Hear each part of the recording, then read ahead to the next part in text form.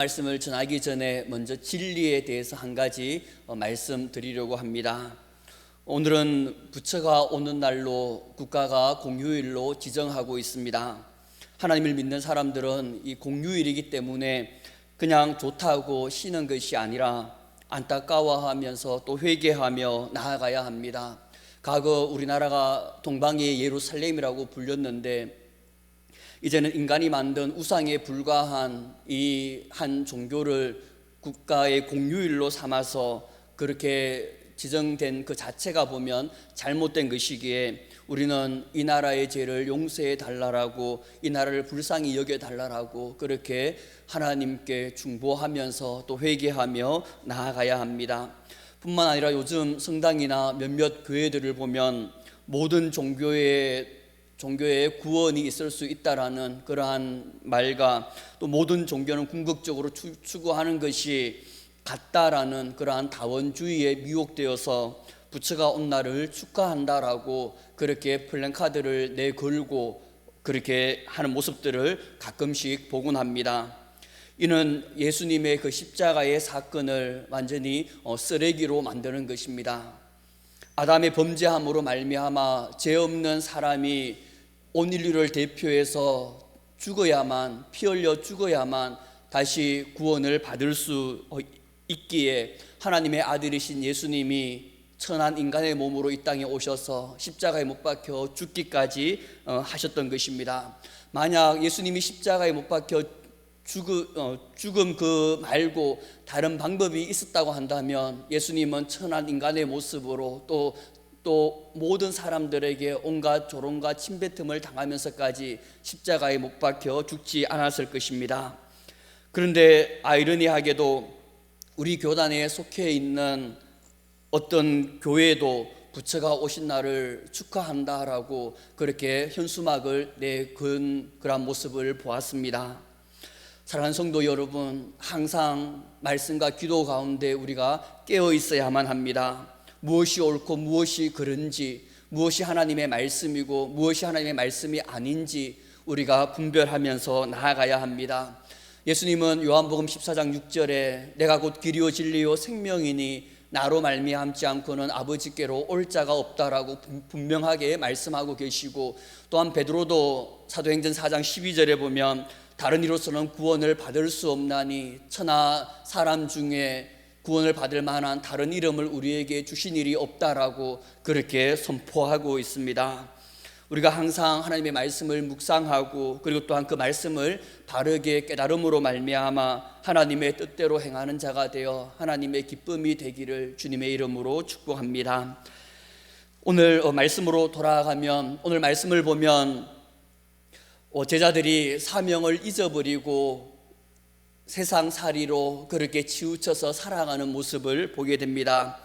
앞장인 요한복음 20장에도 보면 예수님께서 두려워하고 있는 제자들에게 찾아오셔서 너에게 평강이 있을지어다 라고 말씀하시면서 평강을 주시고, 그리고 또한 아버지께서 보내신 것 같이 내가 너희를 보내노라 라고 그렇게 복음을 전하기 위해서 사명을 주시면서, 또 하나는 너희가 누구든지 죄를 사하면 사하여질 것이고 누구든지 죄를 그대로 두면 그대로 있으리라 라는 죄 사함의 권세까지도 주시면서 사명을 주셨음에도 불구하고 오늘 말씀을 보니까 이 사명이 온데간데 없고 제자들은 갈릴리로 돌아와서 물고기 잡으러 가겠다라고 그렇게 말하고 그렇게 나아가는 모습을 보게 됩니다.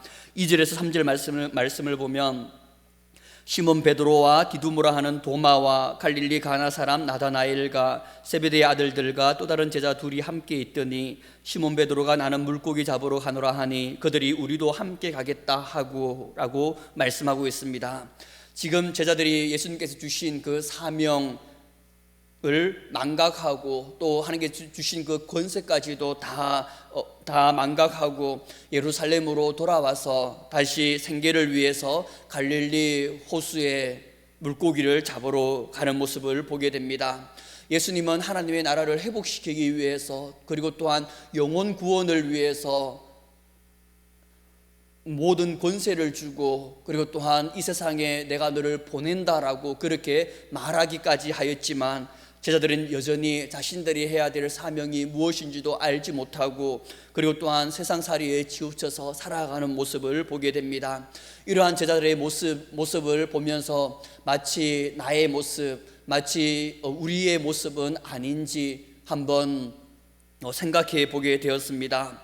주님은 제자들에게 말씀하신 것처럼 오늘날 우리들에게도 동일하게 아버지께서 나를 보내신 것 같이 나도 너희를 보내노라 라고 그렇게 말씀하고 계시고, 너희가 누구의 죄든지 사하면 사하여질 것이고 누구의 죄든지 그대로 두면 그대로 있으리라 라고 우리에게 제사함의 권세도 주시면서 너희는 가서 모든 사람들에게 복음을 전하며 하나님의 나라를 회복시키고 영혼을 구원하라 라고 그렇게 우리에게 말씀하셨는데, 우리는 여전히 그 사명을 망각하면서 살아가고 있지는 않은지, 아니면 사명을 내가 알더라도 그렇게 세상 삶에 더 치우쳐서 그 사명을 내가 그냥 뒤순위로 그렇게 두면서 살아가고 있지는 않은지 우리 자신들을 한번 돌아보기를 바랍니다. 주님은 우리를 구원하기 위해서 자신의 목숨까지도 아낌없이 내어버려 두셨습니다. 우리에게 하나님의 나라를 위해서, 영혼을 살리기 위해서 그렇게 사명을 주시면서 자신의 목숨까지도 내어주셨는데, 우리는 지금 그 주님께서 우리에게 주신 그 사명에 대해서 어떻게 살아가고 있는지 한번 곰곰이 돌아보기를 원합니다.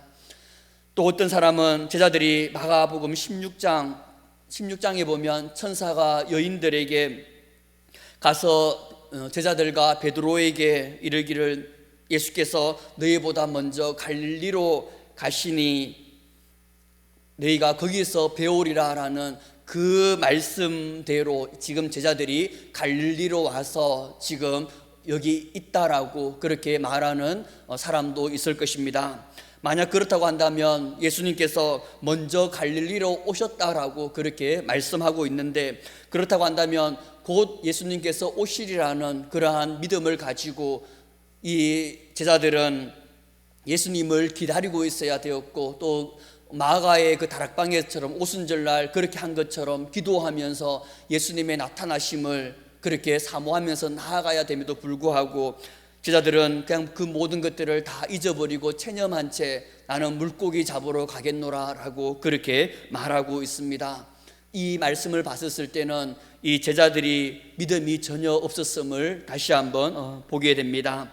그 증거가 삶의 현장에 예수님께서 나타나셔서 또 말씀했음에도 불구하고 제자들이 주님의 음성을 듣지 못하고 또 주님을 알아보지 못하였던 것도 그것을 증거하고 있습니다. 5절 이하에 보면 얘들아 너희에게 고기가 있느냐라고 그렇게 말씀하시면서 그물을 배 오른편에 던지라 그러면 잡으리라 라고 그렇게 말씀하셨음에도 불구하고 이 제자들은 예수님의 음성을 알아듣지도 못하였고, 그리고 또한 예수님을 몰라보았습니다. 예수님의 말씀대로 그렇게 시행하자 그물이 찢어질 정도로 물고기가 많이 잡히자 그제서야 사도 요한이 주님이시다라고 그렇게 고백하고, 그 이후에야 베드로는 그것을 들은 후에 예수님께로 나아가는 모습을 보게 됩니다. 이처럼 지금 제자들은 현실에 치우쳐서 예수님과 또 예수님의 말씀을 까맣게 잊고 살아가는 모습을 알 수 있습니다. 생업에 치우쳐서 사명이 무엇인지 잊어버리고 나아가는 모습들, 그것이 보면 제자들의 모습이고 또한 우리들의 모습은 아닌지 한번 돌아보길 바랍니다. 그리스도인은 사명에 의해 살고 사명에 의해 죽는다라고 그렇게 우리는 알고 있습니다. 오늘 우리의 삶도 한번 돌아보면서 내 삶이, 그리고 또한 내 생업보다 내가 주님께서 나에게 주신 그 사명을 내 가장 소중히 여기면서 살아가고 있는지 우리가 한번 돌아보면서 이 시간 이후부터는 다시 한번 주님께서 주신 그 사명을 바라보면서 내가 좀 더 주님의 그 나라를 위해서 또 영혼을 위해서 우리가 몸부림치며 나아가는 우리의 삶이 되기를 주님의 이름으로 축복합니다. 두 번째로 예수님께서는 사명을 주시기 전에 그 사명을 감당하도록 은혜를 베풀어 주시고 그 모든 것들을 다하여 주시는 모습을 보게 됩니다.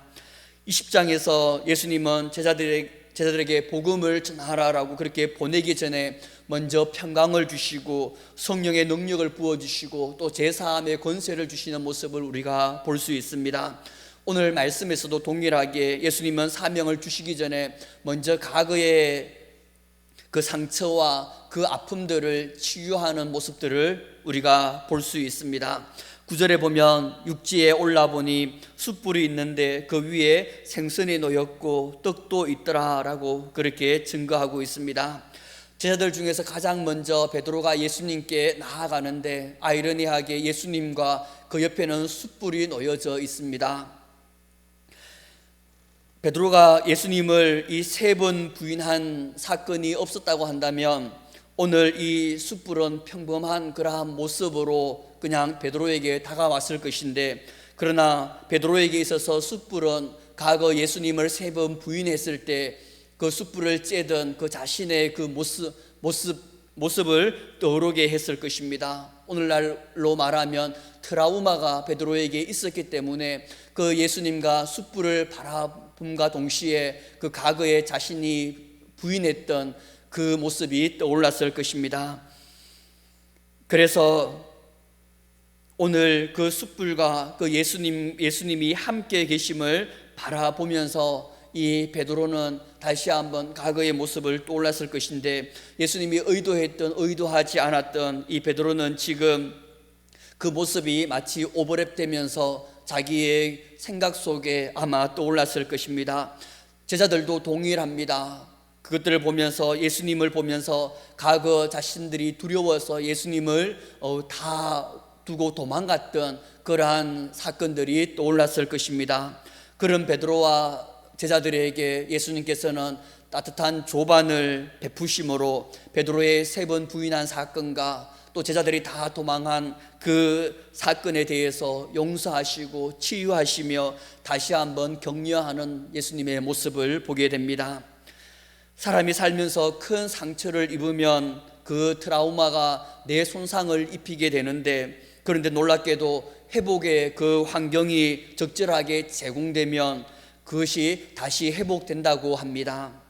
이같이 지금 회복의 드라마가 지금 갈릴리 호수에서 지금 벌어지고 있는 것입니다.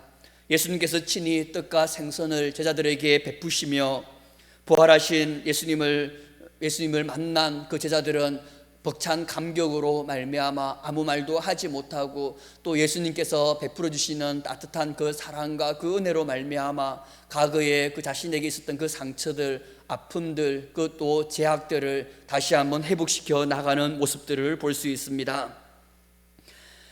연약하고 부족하고 또 죄스러운 일들을 다시 기억하지 않도록 예수님께서는 친히 사랑과 용서로 그 식탁을 베푸시면서 제자들의 마음에 있는 그러한 상처들과 트라우마들을 치유해 주십니다. 유대인들에게 있어서 이 식탁 교제는 누군가와 식탁을 하는 것은 그와 친구가 되겠다라는 그러한 뜻이고, 또 하나님께서 받은 그 복을 너와 함께 나누겠다라는 그러한 뜻이 포함되어 있습니다. 그렇기 때문에 이 유대인들은 아무나와 함께 식사를 하지 않습니다. 예수님은 지금 제자들과 식탁 교제를 나누면서 다시 나와 교제하자라고 그렇게 말씀하고 계시고, 또 너희에게 모든 은혜와 또 복과 생명을 나누어 주겠다라고 그렇게 말씀하고 있습니다. 예수님은 제자들이 실패와 죄의식에 계속해서 머물러 있기를 원하지 않고 실패를 딛고 다시 일어나서 사명을 감당하기를 원하셨습니다. 그렇기 때문에 가장 먼저 제자들을 용서해 주시고 그 마음속에 있는 상처와 그 트라우마들을 치유하시고 친밀한 교제 관계를 통해서 모든 것들을 회복시키는 모습을 볼 수 있습니다. 예수님은 오늘 우리에게도 동일하게 그렇게 말씀하고 있습니다. 우리의 마음속에 있는 상처들, 또 아픔들, 또 우리 마음속에 있는 재성들, 그 모든 것들을 다시 한번 회복시키시기를 원하시는 주님의 모습을 우리가 볼 수 있습니다. 주님은 지금 우리에게도 동일하게 나와 다시 한번 교제하자라고 말씀하고 계시고, 나에게 있는 모든 은혜와 복과 생명을 너에게 주겠노라 라고 말씀하고 계십니다. 이 말씀에 우리가 반응하여서 주님께 잠잠히 나아가 모든 것을 다시 한번 회복시키며, 그리고 또한 다시 한번 새롭게 사명을 우리가 바라보면서 나아가는 우리의 삶이 되기를 주님의 이름으로 축복합니다. 마지막으로 예수님은 제자들에게 은혜를 베푸심과 동시에 다시 사명을 회복시켜 주십니다. 15절 이하에 보면 예수님께서 아침을 먹은 후에 베드로에게 3번이나 네가 나를 사랑하느냐라고 그렇게 묻습니다. 예수님의 이 3번의 질문은 많은 신학자들은 오늘을 분석하면서 여러 가지 해석을 내놓고 있지만, 그러나 틀림없고 분명한 것은 과거에 베드로가 3번 부인한 그 죄를 용서하시고 회복시키시고 다시 한번 사명을 주기 위함임을 우리가 알 수 있습니다. 사명을 감당하기 위해서는 무엇보다도 예수님과의 그 관계가 회복되어야 하고, 또 예수님을 진정으로 사랑하는 그 마음이 회복되어야 하는 것입니다. 베드로가 과거 예수님을 3번 부인했을 때에 그 실패한 그 이유는 주님을 사랑했지만 자기의 목숨보다는 덜 사랑했기 때문입니다. 주님보다 자기의 목숨을 더 사랑했기 때문에 그 큰 위협 가운데서 주님을 부인하고 말았던 것입니다.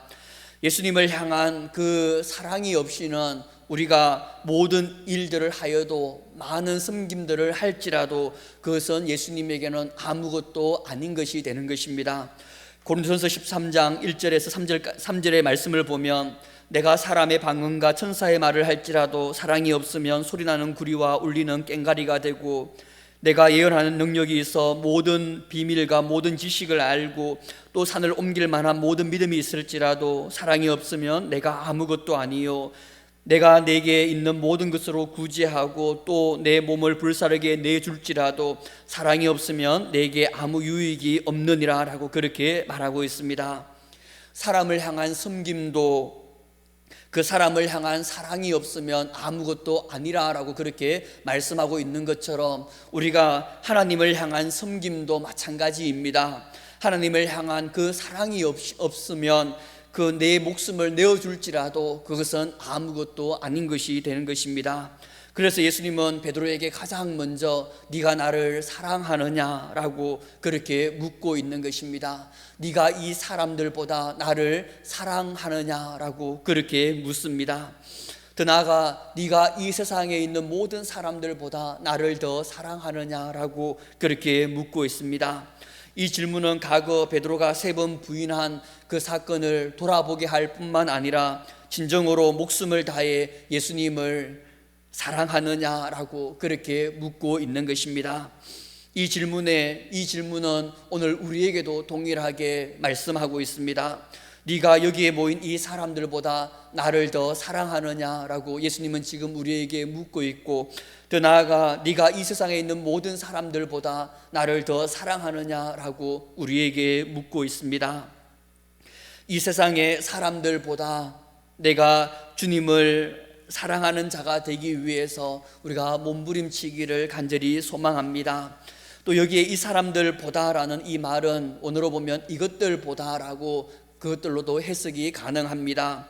예수님은 다시 우리에게 네가 이것들보다, 네가 가지고 있는 모든 것들보다 나를 더 사랑하느냐라고 우리에게 묻고 있으며, 더 나아가서 네가 이 세상에 있는 모든 것들보다 나를 더 사랑하느냐라고 우리에게 묻고 있습니다. 우리는 지금 이 세상의 그 어느 것들보다, 돈과 또 행복과 또 쾌락들보다 주님을 가장 사랑하고 있습니까? 나를 구원하기 위해서 십자가에 못 박혀 죽기까지 하신 그 주님을 진정으로 우리가 제일 사랑하고 있습니까? 주님을 사랑하기 위해서 내가 매일 말씀과 기도 가운데 나아가기 위해서 지금 몸부림치고 있습니까?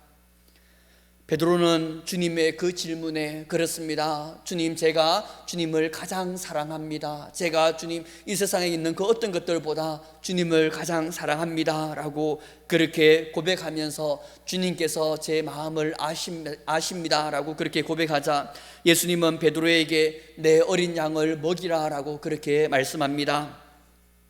어린 양, 즉 믿음이 연약한 그 양, 믿음이 연약한 그 무리들을 먹이라 하라고 그렇게 말씀하고 있습니다. 주님은 우리에게 많은 영혼들을 붙여주셨지만 특별히 믿음이 연약한 그 어린 양들을 바라보면서 관심을 가지며 그 어린 양들을 양육하기를 원하십니다. 우리가 주님을 사랑한다면 우리에게 맡겨진 영혼들, 또 특별히 또 믿음이 연약한 그러한 자들을 사랑으로 그렇게 섬겨야 함을 주님께서 오늘 우리에게 말씀하고 있습니다. 또한 이 우리에 들지 않는 양들까지도 주님께서는 우리에게 맡기셨습니다.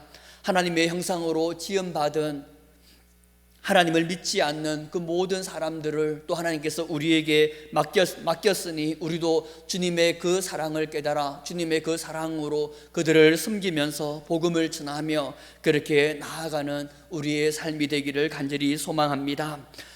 우리에게 맡겨진 사명들을 감당하기 위해서는 무엇보다도 먼저 나를 부인하고 나의 십자가를 지고 주님을 따르는 삶을 살아가야 합니다.